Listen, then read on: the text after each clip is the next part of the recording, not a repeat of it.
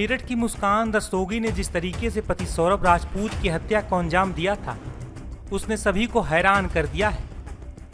दरअसल पति की हत्या करने के बाद खुद को बचाने के लिए मुस्कान ने परिवार को गुमराह करने की कोशिश भी की और तो और पकड़े जाने के बाद भी वो झूठी कहानियां बनाती रही। वहीं इस हत्या के बाद से ही लोगों के मन में ये सवाल उठ रहे हैं कि आखिर मर्डर का इतना खौफनाक प्लान मुस्कान और साहिल ने बनाया कैसे।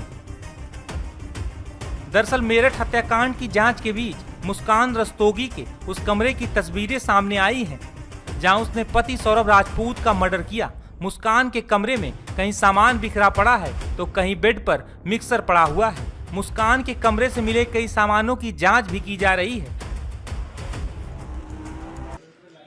मेरठ पुलिस के अधिकारियों के साथ कल एफएसएल की टीम सौरभ राजपूत के उस घर पहुंची जहां पर उसकी हत्या की गई थी। इस वक्त हम उसी घर के बाहर मौजूद हैं। कल देर रात यहां पर एफएसएल की टीम पहुंची, इसके साथ ही यूपी पुलिस के अधिकारी भी थे और यहां पर उस कमरे की पूरी तरीके से जांच की गई। वहां से साइंटिफिक एविडेंस उठाए गए जहां पर सौरभ की हत्या की गई थी। उस बेड को पूरी तरीके से खंगाला गया, उसमें से ब्लड स्टेन्स लिए गए जहां पर सौरभ की लाश को छुपाया गया था। बेड के ऊपर जो सामान रखा हुआ था जिसके अंदर मुस्कान का एक पर्स था, कुछ पेपर्स थे, इसके अलावा एक मिक्सी ग्राइंडर थे, जो मिक्सर ग्राइंडर था उसका इस्तेमाल इस मर्डर केस में हुआ या नहीं हुआ उसको लेकर जो साइंटिफिक एविडेंस है वो लिए गए हैं। जो अलमीरा थी, अलमीरा के बगल में वो नीला ड्रम रखा हुआ था, अलमीरा से स्टेन्स उठाए गए हैं। तो जहां जहां ब्लड स्टेन्स मिले हैं उनको वो उठाए गए हैं। इसके अलावा जितना भी वहां सामान था वहां से साइंटिफिक एविडेंस लेने की कल कोशिश की गई है। फिलहाल यूपी पुलिस की ये कोशिश है कि इस मामले में ज्यादा से ज्यादा सबूत जो हैं वो कलेक्ट किए जा सके, क्योंकि अभी तक इस मामले में जो दोनों आरोपी हैं साहिल या मुस्कान, उनसे पूछताछ नहीं की है, क्योंकि पुलिस का कहना है कि दोनों नशे के आदी थे। उनको नॉर्मल करने के लिए 15 से 20 दिन का वक्त लगेगा, उसके बाद ही उनके बयान लिए जा सकते हैं जिससे वो सही सही पूरा कहानी बता सके कि आखिरकार इस हत्या की वजह क्या थी और किस तरीके से उन्होंने इस पूरे हत्याकांड को अंजाम दिया था। फिलहाल पुलिस सारे एविडेंस को इकट्ठा कर रही है और इन दोनों आरोपियों को खिलाफ सख्त से सख्त केस बनाने की तैयारी कर रही है। बता दें कि अब तक जांच में जो बात सामने आई है उससे ये पता चलता है कि पति की हत्या की आरोपी मुस्कान बेहद शातिर किस्म की थी। पति की हत्या के बाद उसने अपने माता पिता ही नहीं बल्कि पड़ोसियों और सौरभ के परिवार को भी गुमराह करने की कोशिश की।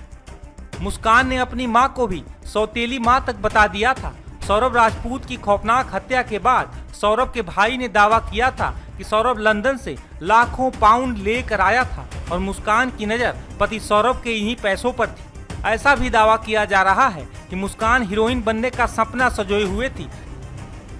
इस वजह से वो अपने घर से एक बार भाग भी चुकी थी। इस बात को लेकर भी काफी विवाद हुआ था। वहीं इस मामले में तंत्र मंत्र को लेकर भी दावा किया जा रहा है। 3 मार्च की रात सौरभ का कत्ल साहिल और मुस्कान इसी कमरे में करते हैं और उसके बाद लाश के टुकड़े किए जाते हैं।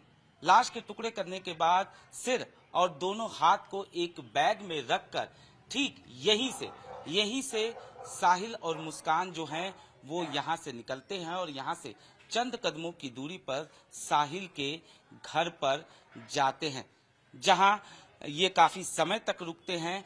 ऐसे में अब इस वारदात के बाद कई एंगल सामने आ रहे हैं, जिसमें से ब्लैक मैजिक का एक एंगल जो है वो भी सामने आ रहा है और इसके पीछे की जो वजह है वो साफ तौर पर जिस तरीके से इस पूरी वारदात को अंजाम देने के लिए न सिर्फ मुस्कान जो है इसका पूरा ताना बाना बुनती है, वो साहिल को ये बताती है कि उसकी मरी हुई माँ उसके सपनों में आती है। वो बाकायदा स्नैपचैट पर उसकी मरी हुई माँ के नाम पर एक फेक आईडी क्रिएट करती है और उसे कहती है कि उसकी मरी हुई माँ संकेत दे रही है वध करने का, वो भी किसका, उसके पति सौरभ का। इतना ही नहीं, शरीर के 3 हिस्सों को ही यहाँ से ले जाना। रात के वक्त तस्वीरें हम आपको फिर से दिखाएंगे। वही कमरा, इसी कमरे में सबसे पहले सौरभ को खाने में नींद की दवा दी जाती है। जब वो बेहोश हो जाता है, सामने कमरे के अंदर बेड है, उसी जगह उसका कत्ल किया जाता है। बाकायदा सबसे पहले जैसे ही सौरभ बेहोश होता है, मुस्कान साहिल को फोन करती है। साहिल यहाँ पर आता है और उसके बाद सीने पर चाकू से वार किया जाता है, जिसमें मुस्कान जो है वो चाकू पकड़ती है और साहिल उसे प्रेस करता है। यानी इस तरीके से इस वारदात को अंजाम देना, उसके बाद शरीर के 3 हिस्सों को यहां से ले जाना रात के वक्त, ये अपने आप में सवाल खड़े करता है। और वध शब्द का इस्तेमाल भी पुलिस को निश्चित तौर पर चौंका रहा है। इतना ही नहीं, पुलिस का जिस तरीके से साहिल के कमरे में दीवारों पर तमाम तस्वीरें मिली और मुस्कान का अपनी मां से कुछ महीने पहले ये सवाल करना कि कर्ण पिशाचनी पूजा क्या होती है, उसकी सिद्धि कैसे प्राप्त होती है, ये भी इस पूरे मामले में एक नया एंगल दे रहा है। क्या ऐसे में सवाल ये उठता है कि क्या सिद्धि प्राप्त करने के मकसद से ही इस वारदात को अंजाम दिया गया?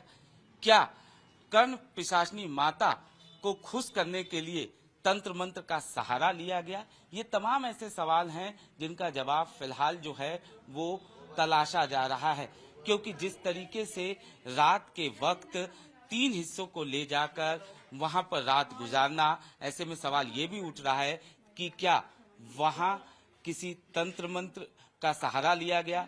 क्या वहां सिद्धि प्राप्त करने के लिए कोई पूजा पाठ किया गया? ये तमाम ऐसी चीजें हैं जिसकी जांच की जा रही है। और ये जांच इसलिए भी अहम है क्योंकि जिस तरीके से साहिल की बात करें तो वो अपनी मरी हुई मां से बेहद प्यार करता था, वहीं मुस्कान अपनी मौसी से, जिनकी मौत काफी समय पहले हो गई थी। तो क्या सिद्धि प्राप्त करके साहिल अपनी मां से बात करना चाहता था? ये तमाम ऐसे सवाल हैं जिनका जवाब फिलहाल तलाशा जा रहा है।